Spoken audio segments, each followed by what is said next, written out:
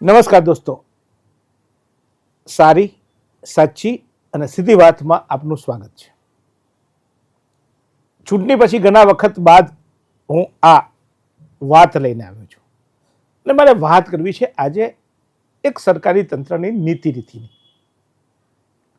હાલ નવસારી સહિત સમગ્ર દેશમાં વિકાસની એક પ્રક્રિયા ચાલી રહી છે અને આ વિકાસની પ્રક્રિયા ચોક્કસ મારા માટે, તમારા માટે, દેશ માટે ખૂબ જરૂરી છે અને હું તો એમ કહું છું કે એ આવશ્યક છે. વિકાસ થવો જ જોઈએ.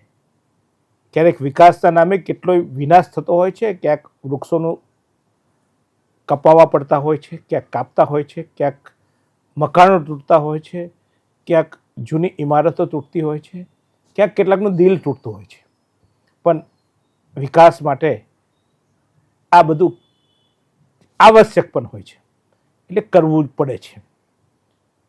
આના માટે નિયમો બન્યા છે અને નિયમોનું પાલન થાય છે. હું આ વિકાસની જે પ્રક્રિયા છે એને સારી બાબત ગણું છું અને વિકાસ થવો જોઈએ. અને મારે આજે જે મુખ્ય ટોપિકની વાત કરવી છે એ ટોપિક છે નવસારી દાંડી માર્ગ. કે મહાત્મા ગાંધીએ જે દાંડી કૂચ કરી હતી ત્યારે જે અંગ્રેજીની સરકાર હતી, અંગ્રેજ સરકારના જે કાનૂન હતા એ કાનૂનનો સવિનય ભંગ કરી ત્યાંથી મીઠું પાડ્યું હતું. કાયદો તોડ્યો નહોતો, સવિનય ભંગ, વિનંતી સાથેનો ભંગ કર્યો હતો. પણ આ સવિનય કાનૂન ભંગ જે માર્ગ પર થયો હતો, એટલે કે જ્યાં માર્ગ પર દાંડી કૂચ થઈ હતી તે એરુ ચાર રસ્તા, જ્યાંથી ગાંધીજીની પ્રતિમા મુકાઈ છે અને એ એરુ ચાર રસ્તાની સામે જ એક ઇમારત આવી છે. અને હાલ તો એ ઇમારતની વાત કરવા પહેલાં મારે એની સારી વાત કરવી છે કે એ એરુ ચાર રસ્તાથી ઇટાળવા જતો આખો રસ્તો, આમ તો છેક સિસોદરા જતો રસ્તો અત્યારે પહોળો થઈ રહ્યો છે અને આ ઐતિહાસિક દાંડી માર્ગને જોડતો આ માર્ગ પહોળો થઈ રહ્યો છે ત્યારે ચોક્કસ આ સારી બાબત બિરદાવીએ છીએ.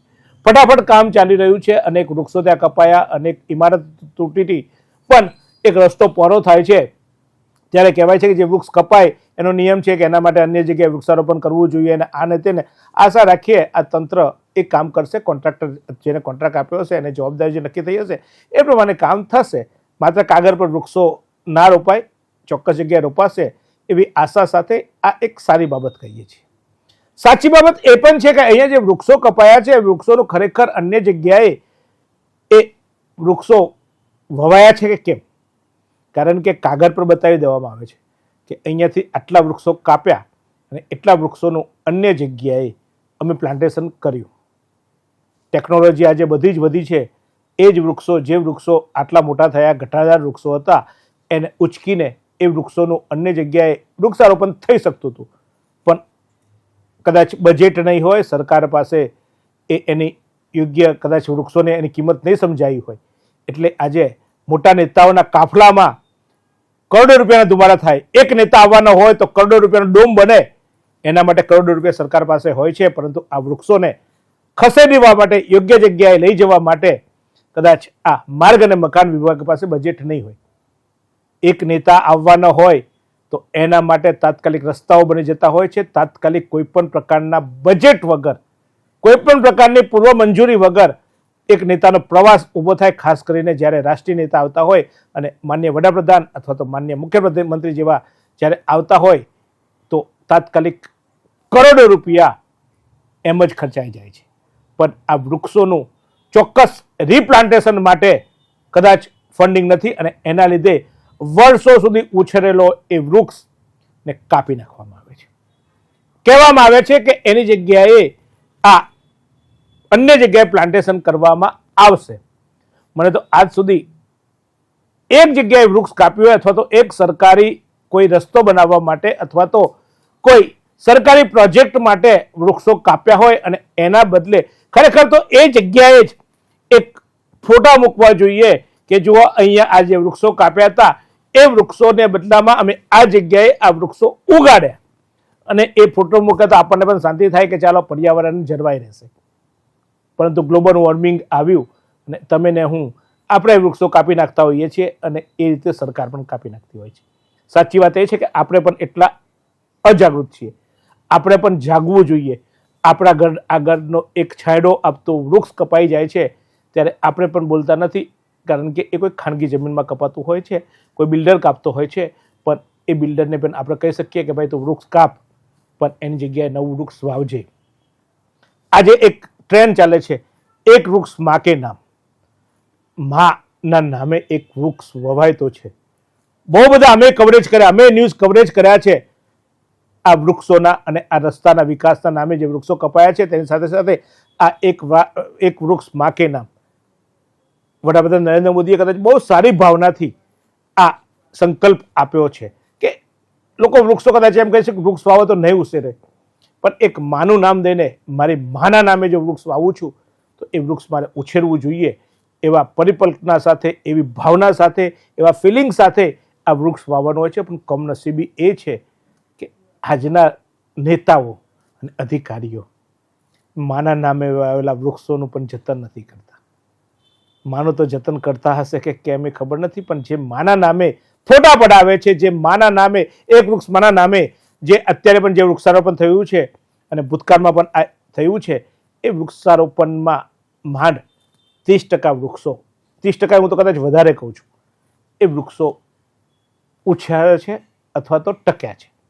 બાકી માનો પ્રેમ પણ સુકાઈ ગયો, માનું નામ પણ સુકાઈ ગયું અને 70% વૃક્ષો આજે એ વૃક્ષો જ્યાં વાવ્યા હતા ને ત્યાં જગ્યા નથી ને.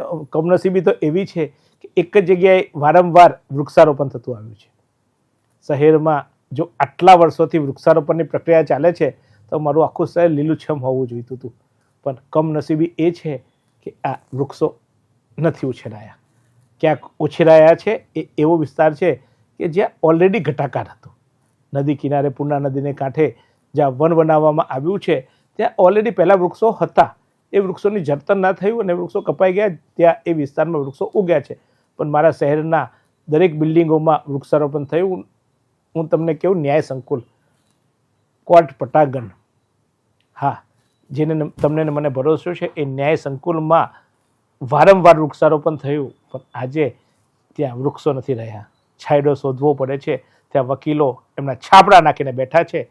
અને આ સ્થિતિ છે આ શહેરની, આ વૃક્ષારોપણની, આ વિકાસની. આ સાચી વાત આ કરવી છે. પણ આજે જે મારો મુખ્ય મુદ્દો લાવવો છે એ સારી સાચી વાત વિકાસની સાથે એક બહુ ખતરનાક વાત આવી છે. અને એ વાત મને એવું થાય છે કે આપણે ક્યાંક પ્રવાસ કરવા જવાના હોય ને બેગ ભરવાની હોય તો આપણે અઠવાડિયું લઈએ, પણ માર્ગ અને મકાન વિભાગે જે આ દાંડી, જ્યાં દાંડીમાં એરુ 4 રસ્તા, દાંડી માર્ગના એરુ 4 રસ્તા ખાતે મહાત્મા ગાંધીજીની જ્યાં પ્રતિમા છે અને મહાત્મા ગાંધીને આદર્શ માનવામાં આવે છે, એને મહાત્મા ગાંધીએ કીધું હતું કે મારા છેવાડાના માનવીને વિકાસ પહોંચે, પણ એ છેવાડાના માનવીને વિકાસ પહોંચાડવા માટે જે તંત્ર જે બદમાશી કરે છે, બદમાશી શબ્દ એટલા માટે વાપરીશ, જે બદમાશી કરી છે, બદમાશી ખરેખર મને ચૂકી છે એટલે સીધી વાત મારે કરવી છે. માર્ગ અને મકાન વિભાગ દ્વારા કરવામાં આવેલી આ બદમાશીની. ત્યાં ઓમ ચેમ્બર્સ નામનું કોઈક એપાર્ટમેન્ટ આવ્યું છે, એક્ઝેક્ટ ત્યાં દુકાનો છે, ઉપર એપાર્ટમેન્ટ છે. અને એરુથી ઇટારવા સિસોદરા રોડ પર જતો, આપ જોઈ રહ્યા છો દ્રશ્યમાં જે આ એપાર્ટમેન્ટ છે, એ એરુ ઇટારવા સિસોદરા રોડ પર જતો આ એપાર્ટમેન્ટનો માર્ગ પહોળો કરવા માટે રેસા લાઇન અંતર્ગત ત્યાં ડિમોલિશન કરવાનું છે. અને આ ડિમોલિશનની પ્રક્રિયા ચાલે છે, રસ્તો બની રહ્યો છે. ખરેખર તો આ જ્યારે રસ્તો બનાવવાનું નક્કી થાય ત્યારે જ નોટિસ આપવી જોઈતી હતી કે તમારી આ જમીન રેસા લાઇનમાં જાય છે. ત્યારે ના આપી, ટેન્ડર અપાઈ ગયું ત્યારે નોટિસ ના આપવામાં આવી, ત્યારબાદ કામ ચાલુ થયું ત્યારે નોટિસ ના આપવામાં આવી. અને ગત 11 તારીખે, હા ભાઈ 11/6/2026 ના દિવસે આ એપાર્ટમેન્ટને નોટિસ આપવામાં આવી કે તમારી આ રેસા લાઇનમાં જાય છે એટલે તમારું ડિમોલિશન કરવામાં આવશે અને તમારું જે બિન અધિકૃત બાંધકામ છે એ બિન અધિકૃત બાંધકામ આપ દૂર કરો. તારીખ યાદ રાખજો, હું સ્ક્રીન પર ફરી બતાવું છું, જુઓ તારીખ. પહેલી નોટિસ આપવામાં આવી 11/6/2026 ના રોજ. તંત્ર કેટલું સક્રિય છે તે જુઓ. પહેલી નોટિસ આપી અને પહેલી નોટિસ હજુ તો એ માણસને પહોંચે એટલે બીજી નોટિસ આપવામાં આવી 12/6/2026 ના રોજ કે તમને રિમાઇન્ડર કરવામાં આવે છે. પહેલી 11 તારીખે જે નોટિસ આપી હતી તમને એ અંગે તમે હટાવ્યું નથી એટલે 12/6 તમને રિમાઇન્ડ આપવામાં આવે છે. Remind number 2. 11 તારીખે નોટિસ આપવામાં આવી, 12 તારીખે એક રિમાઇન્ડર આપવામાં આવ્યું અને એ જ 12 તારીખે પાછું બીજું રિમાઇન્ડર આપી દેવામાં આવ્યું.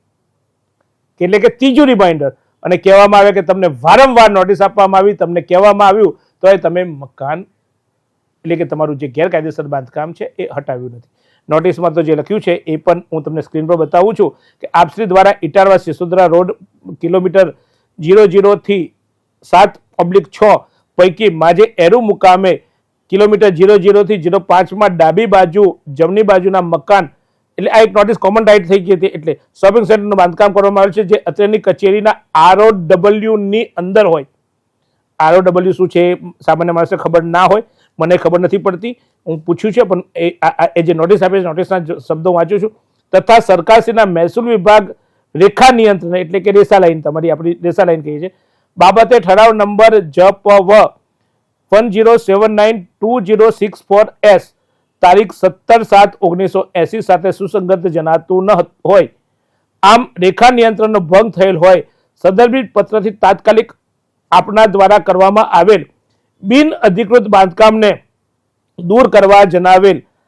આમ છતાં આપના દ્વારા આજ દિન સુધી બિન અધિકૃત બાંધકામ દૂર કરવામાં આવેલ નથી, જેથી દિન 2 માં આપના દ્વારા કરવામાં આવેલ બિન અધિકૃત બાંધકામ દૂર કરવા આથી જણાવવામાં આવે છે. જો આપણા દ્વારા બિન અધિકૃત બાંધકામને દૂર કરવામાં ન આવશે તો આપના ખર્ચે અને જોખમે અત્રેની કચેરી દ્વારા દૂર કરવામાં આવશે, જેની ગંભીર નોંધ લેશો. લિખિતન એટલે આપણે જે લખીએ ને એમ લિખિતન એમ શબ્દ, એટલા માટે આ મારો મજાકિયો શબ્દ છે. નાયબ કાર્યપાલક ઇજનેર નવસારી મ પેટા વિભાગ નવસારી મ એટલે માર્ગ અને મકાન, અને આમ મામનો અર્થ શું થાય છે તો તમને ખબર છે. RNB વિભાગ દ્વારા આ નોટિસ આપવામાં આવી, એની એક નકલ પ્રાંત અધિકારીને આપવામાં આવી અને બીજી નોટિસ કાર્યપાલક ઇજનેર નવસારીને આપવામાં આવી. એટલે આ નકલ રવાના કરવામાં આવી. હવે મને એ સમજાવો, આપણે કોઈ જગ્યાએ પ્રવાસ જવાના હોય ને ભાઈ, તો એના સામાન પેક કરવા માટે 2 દિવસ આપણે લેતા હોઈએ છીએ. આ લાવવું પડે તે લાવવું પડે. કોઈ વ્યક્તિએ એક દુકાન અથવા તો એક ઇમારત ઘર બનાવ્યું છે, એને હટાવવા માટે તમે એક દિવસે નોટિસ આપો, બીજા દિવસે રિમાઇન્ડ આપો, ત્રીજા દિવસે એ નોટિસ આપવા કાં તો 2 દિવસમાં એને ખાલી કરવાનું કહો. આ ક્યાંયનો ન્યાય? આ તો કેવું તંત્ર!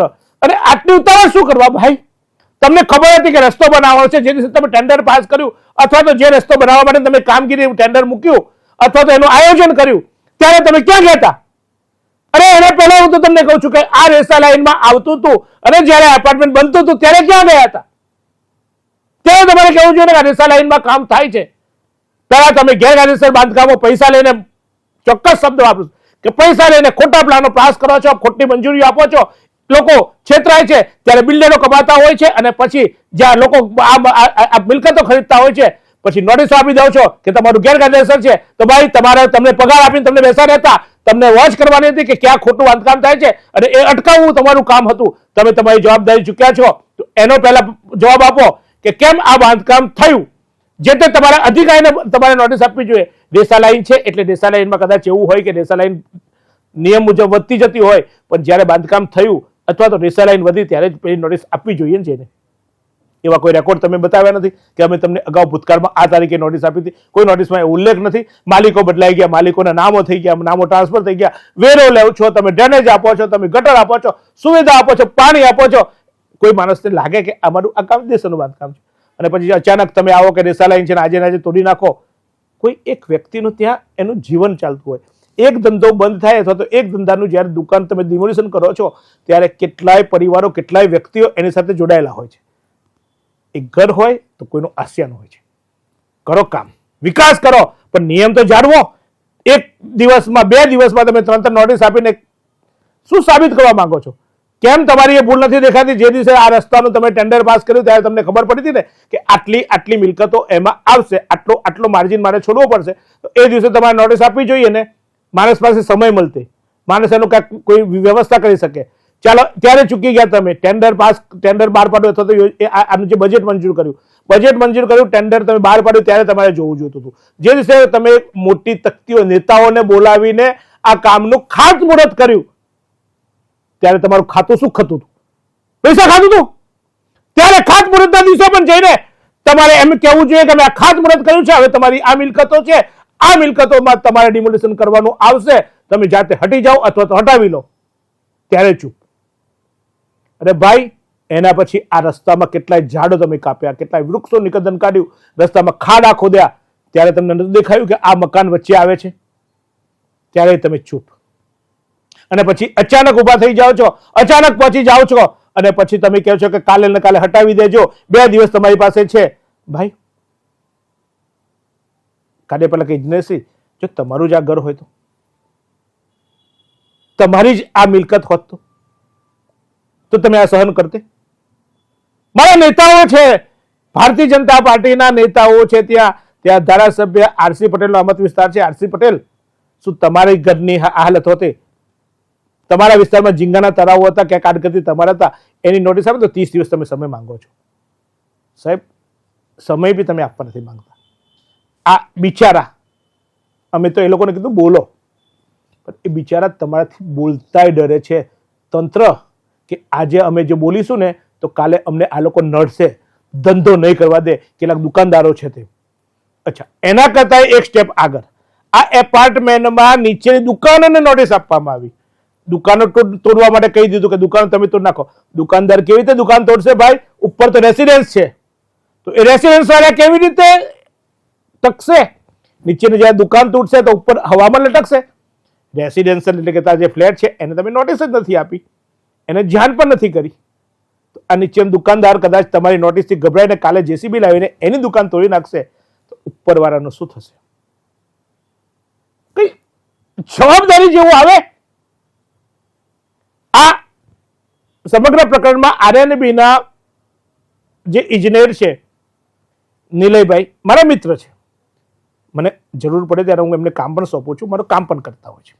પણ નિલયભાઈ, તમે ને તમારા સાહેબો આ શું કરવા માંડ્યા છો યાર? તમારા સામે કોઈ બોલનાર નથી એટલે તમે આ કરશો? તમને થશે જીતુભાઈ અમારી મિત્રતા ના રાખી, પણ કેવી રીતે રાખો મિત્રતા ભાઈ? જે અધિકારીઓ છે કેવી રીતે મિત્રતા રાખો મને સમજાવો તો ખરા. કાયદાનો તો જરા કોઈ ભાન હોય કે નહીં? કાયદાના કઈ નિયમો નીતિ નિયમો હોય કે નહીં? તમને ઈચ્છા થઈ કે આજે કાગળ મોકલી આપી, આજે નોટિસ મોકલી આપી, 3 નોટિસ એક જ દિવસમાં નીકળી જાય, પહેલી, બીજી, ત્રીજી.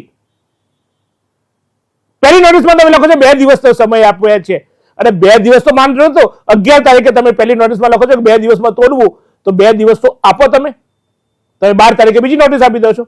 તમે જ તમારા કાયદાનો ભંગ કરો છો ભાઈ. આ તો કેવું?